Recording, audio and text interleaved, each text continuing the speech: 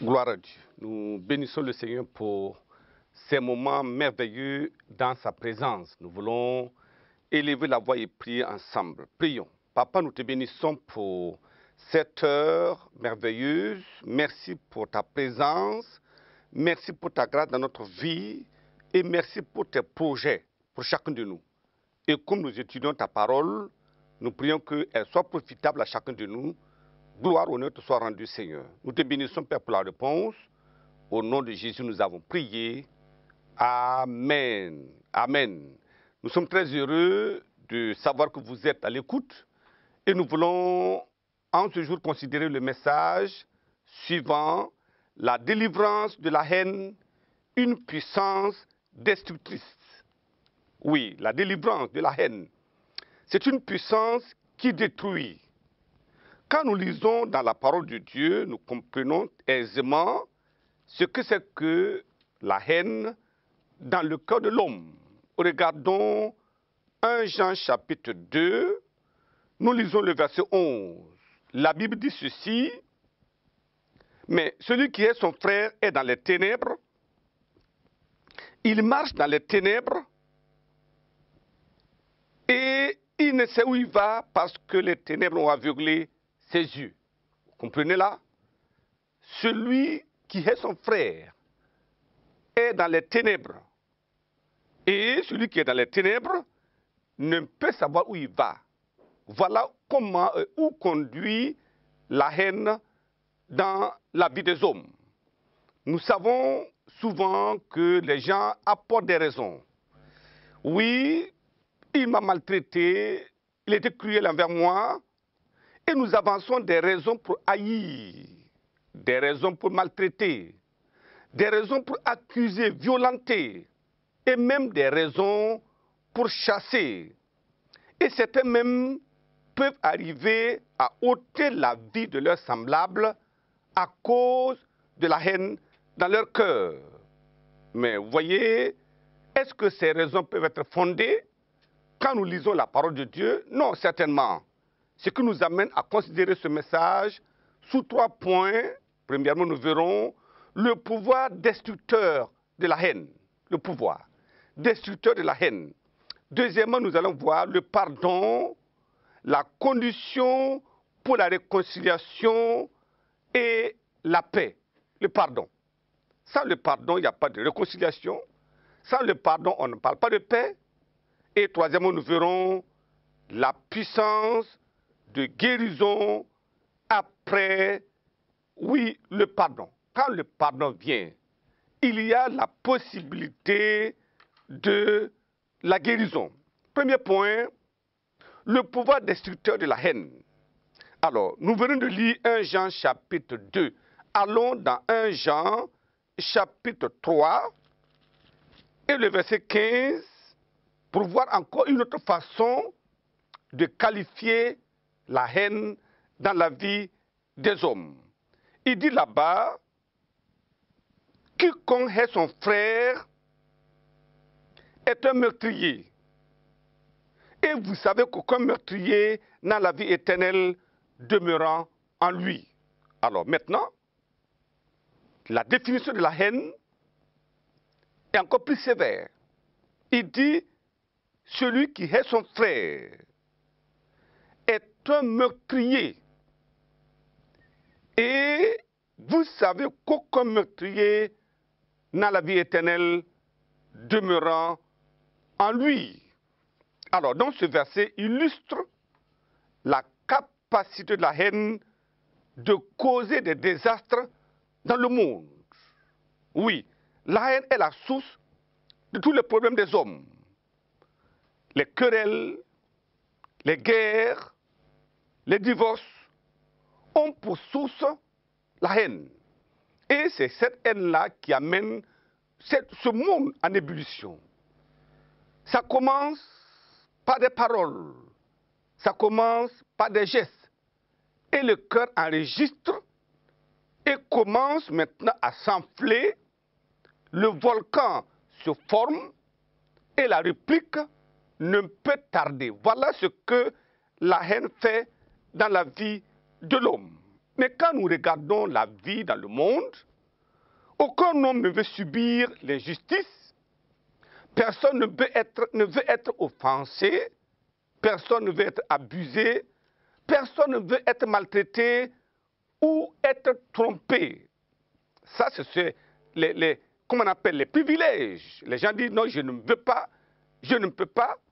Alors, maintenant, à contrario, nous voyons qu'il n'y a personne qui puisse être capable de pratiquer la justice, de dire la vérité à son prochain, si ce n'est que par la grâce de Dieu. Alors, donc, ça veut dire quoi? Du moment qu'on ne veut pas qu'on nous fasse du mal, nous faisons le mal à l'autrui. Et c'est le danger. Ce qui fait que nous sommes dans un cercle vicieux et le monde va tourner de colloque en colloque. Il n'y aura pas de paix, mais tout à la guerre. Parce que chacun est le creuseur du trou de la haine et chacun est responsable de tous les troubles que la haine fait dans la vie des hommes. Parce que la Bible est claire. Elle dit, tous ont péché et sont privés de la gloire de Dieu. Alors donc, lorsque le cœur lui-même est perverti, comment peut-il contenir des choses merveilleuses? Comment on peut avoir la paix dans un cœur troublé? Comment on peut avoir la paix dans un cœur conquis par le péché? Comment on peut avoir une bonne semence dans les épines? Ce n'est pas possible. Voilà pourquoi cette paix s'éloigne de jour en jour. Voilà pourquoi les chercheurs de paix ne trouvent jamais la paix, parce qu'eux-mêmes n'ont pas dans leur cœur, ils n'ont pas la paix dans leur cœur, et voilà pourquoi il y a tant de problèmes dans le monde. Mais voyez, pourquoi les gens se disent, tout ne va plus, Dieu n'est plus là, mais Dieu nous donne une réplique dans la parole de Dieu. Regardons dans Ésaïe chapitre 1, chapitre 59, le verset 1 et le verset 3, nous dit ceci. Non, la main de l'Éternel n'est pas trop courte pour sauver, ni son oreille trop dure pour entendre, mais quoi? Mais ce sont vos crimes qui mettent une séparation entre vous et votre Dieu.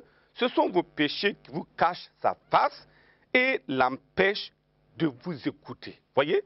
Donc, la main de Dieu n'est pas courte pour entendre les cris des hommes.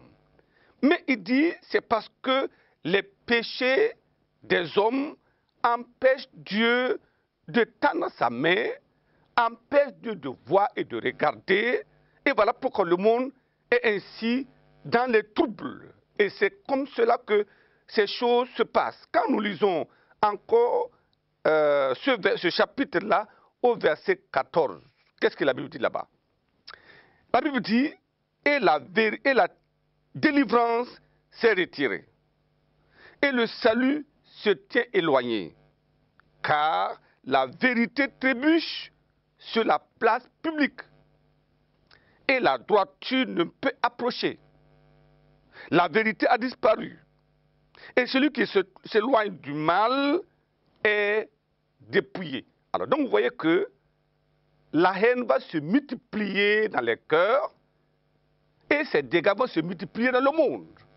Parce qu'il n'y a pas de droiture, il n'y a pas de vérité. Et c'est l'injustice, c'est le mensonge qui apporte la haine dans le cœur. Ce sont les paroles trompeuses, les paroles injurieuses qui créent la haine dans le cœur. Ce sont des actions teintées de méchanceté qui créent la haine dans le monde. Et voilà pourquoi la haine trouble la paix dans le monde, dans les communautés et dans les familles.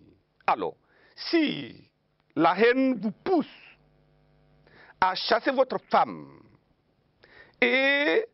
ou à abandonner votre mari, et que ce dernier ou cette dernière se suicide, que s'est-il passé? Nous sommes co-pécheurs. Nous sommes meurtriers. C'est ce que la parole de Dieu nous dit. Parce que la colère, la haine crée des désastres dans la vie des gens. Et ça, ce n'est pas tout. Si la haine vous pousse à maltraiter quelqu'un ou à lui ôter la vie, vous êtes un meurtrier. Alors, troisième chose qu'on peut illustrer, si la haine vous pousse à vous faire du mal vous-même, il y a des gens, parce qu'ils sont, ou du moins, ils sont dépassés par les circonstances, ils se haïssent eux-mêmes, ils peuvent aller ôter leur vie en ce moment-là. La Bible dit que nous sommes notre propre meurtrier. C'est pour cela que la haine crée des problèmes. Il dit que celui qui hait son frère est un meurtrier parce que la haine peut pousser des gens jusqu'à la mort. Et c'est ça le danger. Et je prie que Dieu nous éclaire à dire que la haine ne vient pas de celui qui nous a appelés, ça ne vient pas de Dieu. Alors nous devons nous débarrasser, quelles que soient les justifications, quelles que soient les raisons que nous avançons pour que nous nous nourrissions de la haine, nous dirons non, ça c'est la main de Satan, et nous devons dire non, loin de moi la haine, parce que la haine n'accomplit pas la volonté de Dieu. C'est pour cette raison, Dieu lance un appel au pardon, quelle que soit la gravité des offenses commises. Mais comment parvenir au pardon à son prochain de tout notre cœur? Cela nous amène à voir notre deuxième point, le pardon, la condition pour la réconciliation et la paix. L'homme a besoin d'être pardonné avant de pouvoir pardonner à son prochain. Celui qui a le volcan dans son cœur ne peut pas pardonner à son prochain. Non, il a besoin que lui-même reçoive la paix avant de communiquer la paix à son prochain. Vous voyez, les gens se lèvent avec la colère, je vais aller régler ce problème pour créer la paix là-bas. Nous provoquons la guerre pour la paix, ce n'est pas possible. La paix est donnée par celui qui a d'abord la paix. C'est pour cela que la Bible dit, Ésaïe chapitre 55, le verset 6, cherchez l'Éternel cherchez l'Éternel pendant qu'il se trouve. Invoquez-le tandis qu'il est prêt, que le méchant abandonne sa voie et l'homme d'iniquité ses pensées, qu'il retourne à l'Éternel qui aura pitié de lui. Vous voyez, c'est très simple. Si personne ne peut pratiquer la justice, si personne ne dit la vérité à son prochain, ça veut dire que nous sommes transgresseurs de la loi de Dieu et par ricochet, nous sommes pécheurs et dits de jugement de Dieu. Alors voilà pourquoi Dieu dit que nous devons chercher l'Éternel. Si la haine est dans notre cœur, la colère habite notre cœur, Dieu dit de rechercher l'Éternel. Et si nous le recherchons, il est capable d'enlever la haine dans notre cœur parce qu'il est le Dieu qui ne se lasse point de pardonner. Si nous allons à Dieu en disant, mais Seigneur, regarde mon cœur, regarde mes pensées, regarde mes actions, regarde la haine dans mon cœur, pourquoi je peux haïr quelqu'un depuis 10 ans, 5 ans, un mois, une semaine, et nous disons non, je ne peux pas le saluer parce que ce qu'il a fait est très grave. Question, ce que nous faisons à Dieu est très grave, et plus grave que cela. Et nous devons aller d'abord devant Dieu pour dire, Seigneur, je demande pardon de tous les mensonges que j'ai eu à commettre. Je demande pardon de toutes les impudicités que j'ai eu à commettre. Vous êtes un homme. Vous allez coucher avec la femme d'un autre. Ce dernier va nourrir la haine contre vous, n'est-ce pas? Et nous avons commis le péché. Et Dieu dit, premièrement, demande à Dieu pardon. Et ensuite, tu demanderas à ton prochain pardon.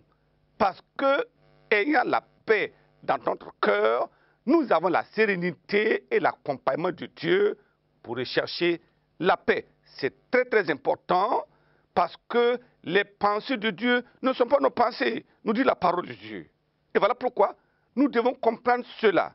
Et dire, Dieu l'a dit, il est capable de m'aider à le faire. Et si nous le faisons, forcément, la main de Dieu sera sur nous au nom de Jésus. Alors, regardons Colossiens, chapitre 3. Colossiens,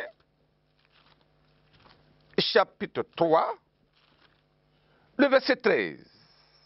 La parole de Dieu nous dit, supportez-vous les uns les autres.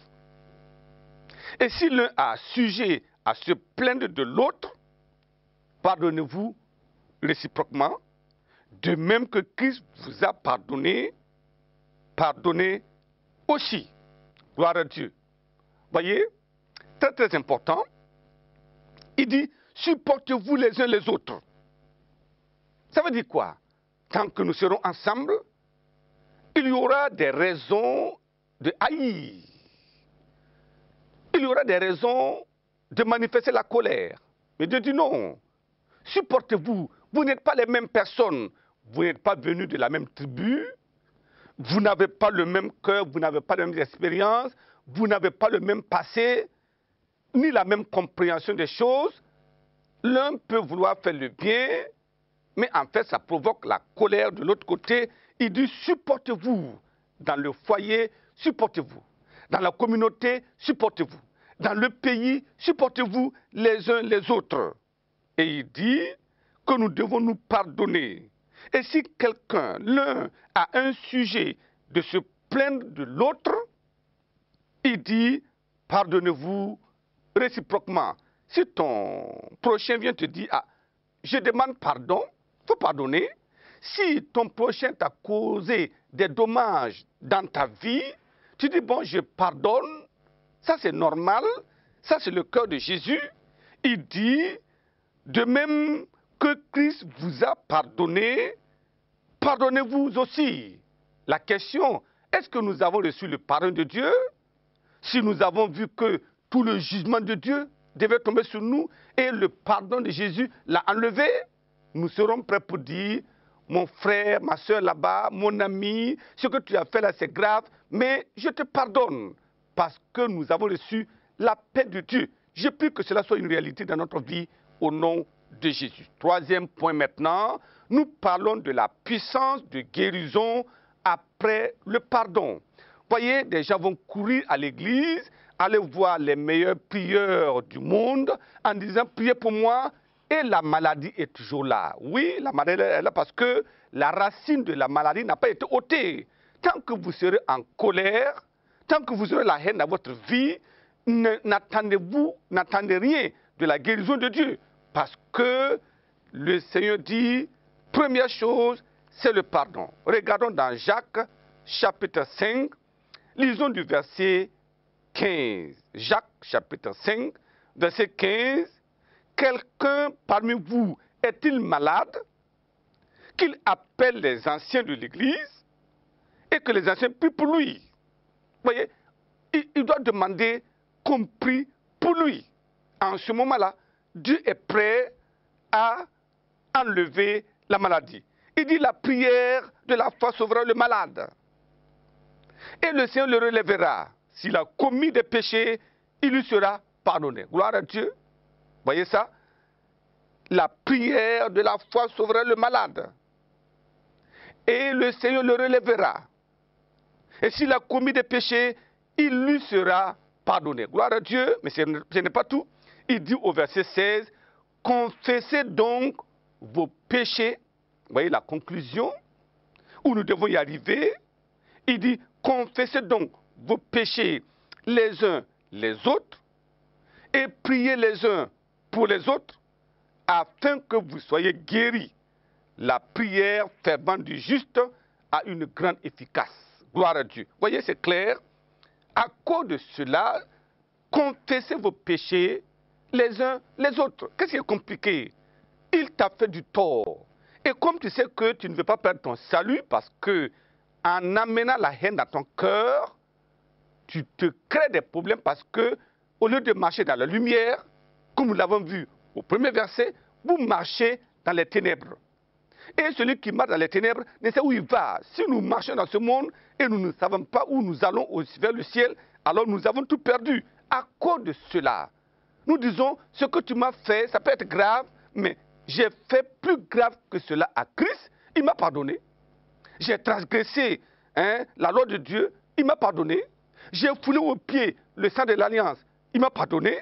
J'ai méprisé l'épée de la grâce, il m'a pardonné. Mais qui suis-je pour ne pas pardonner au prochain?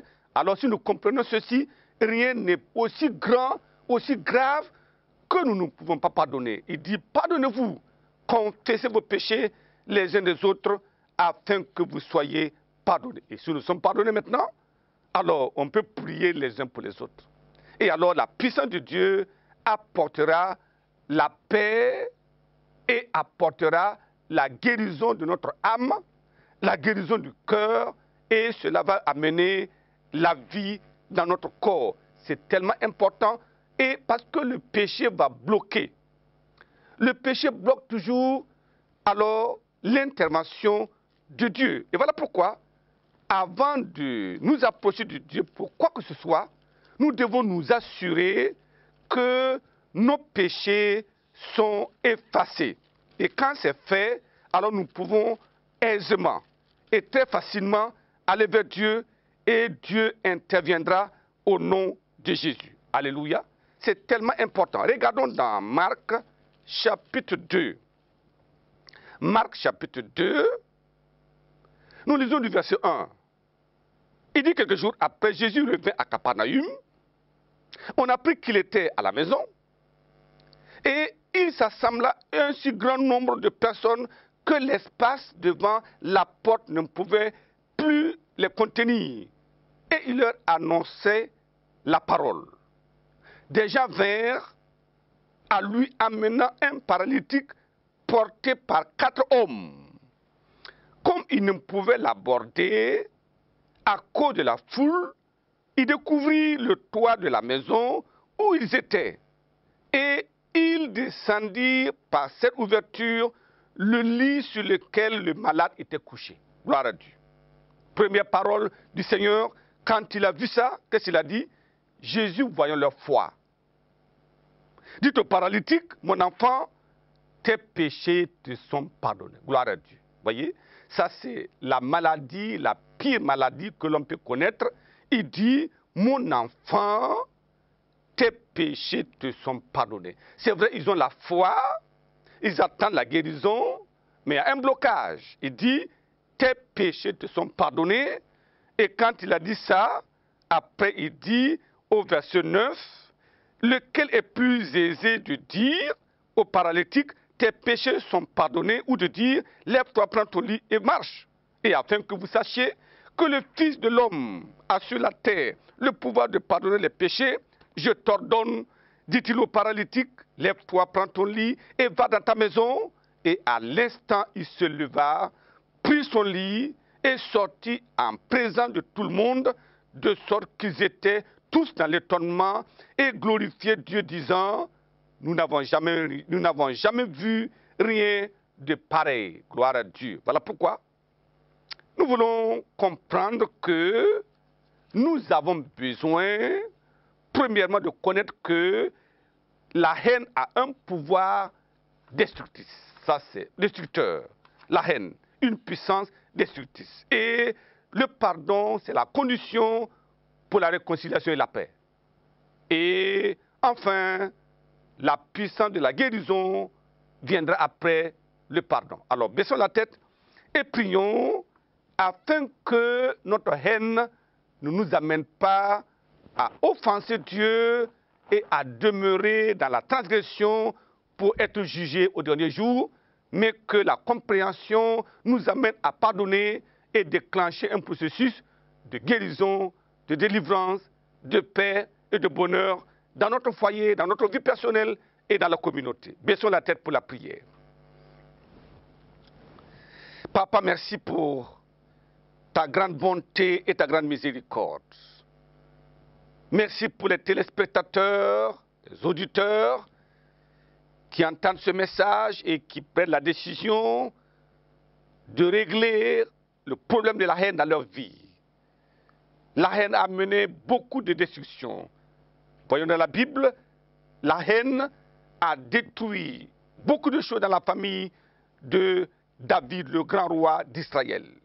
Et nous savons que la haine peut amener des tueries à grande échelle. Mais je prie, Seigneur, comme tu nous interpelles et comme chacun prie maintenant, je demande que tu pardonnes à chacun ses transgressions et que la force et la grâce pour pardonner soient accordées à ton peuple au nom de Jésus. Père, merci parce que nous savons que c'est la condition pour la paix, c'est la condition pour la guérison, c'est la condition pour la provision.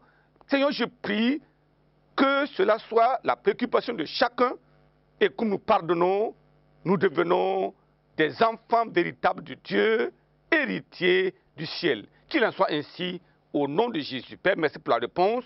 Au nom de Jésus, nous avons prié. Amen. Amen. Que le Seigneur vous bénisse abondamment.